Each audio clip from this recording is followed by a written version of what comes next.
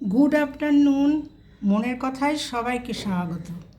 জানো তো, অভ্যাস না বড় বালায়, যেগুলো এখন ভর করেছে এই তৃণমূলী নেতাদের উপরে।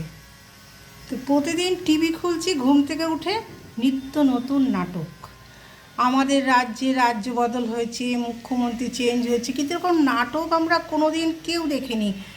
আমরা দেখিনি, তোমরাও মনে যাদেরকে বলছি তারাও দেখোনি। এত নাটক। আর হচ্ছে মির্জাফরের বাস। আমাদের মুখ্যমন্ত্রী প্রাক্তন, সে তো ছিল পুরো মির্জাফর। বদল নয়, এই বদলা নয়, বদল চাই, সততার প্রতীক, কোনো কথা রাখেনি মির্জাফর। কিন্তু এর থেকেও মারাত্মক মির্জাফর আমি কাদের বলবো জানো? মির্জাফর মানে স্কোয়ার। বিরোধী তৃণমূল যারা, বিদ্রোহী তৃণমূল যারা, বিদ্রোহী কথাটা বলছি, ভালো বলা। বিদ্রোহী মানে যারা তৃণমূল থেকে আলাদা হয়, নতুন এনসিপিআই মানে একটা অখ্যাত দলের সাথে মার্চ করে একটা দল গঠন করেছে।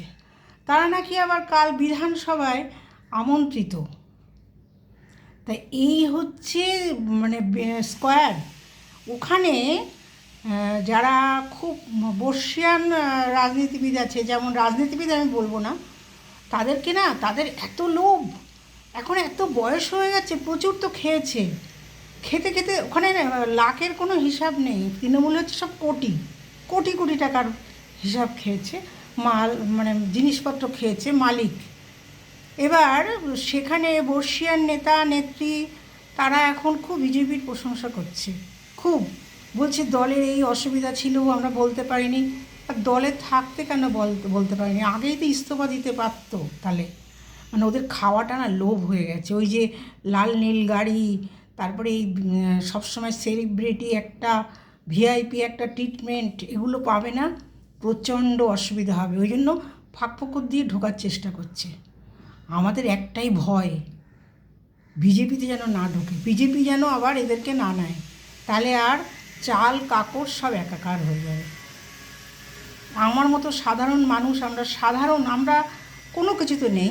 আমাদের একটাই রিকোয়েস্ট নতুন সরকারের কাছে, যে খবরদার এই কাকড়গুলোকে যেন না নেয়। এইদেরকে নিলে সর্বনাশ, কারণ এরা হচ্ছে মির্জাফরের জাত। এখন বয়স হয়ে গেছে, অনেক তো খেয়েছি, ইস্তফা দিয়ে বাড়ি বসে থাক।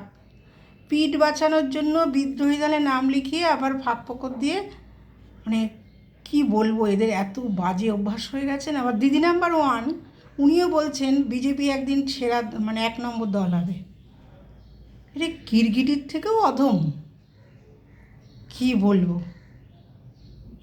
তাই সমালোচনা করা ভালো না, কিন্তু আমি সমালোচনা করেই ফেলি, করতেই হচ্ছে। রাখি, হ্যাঁ।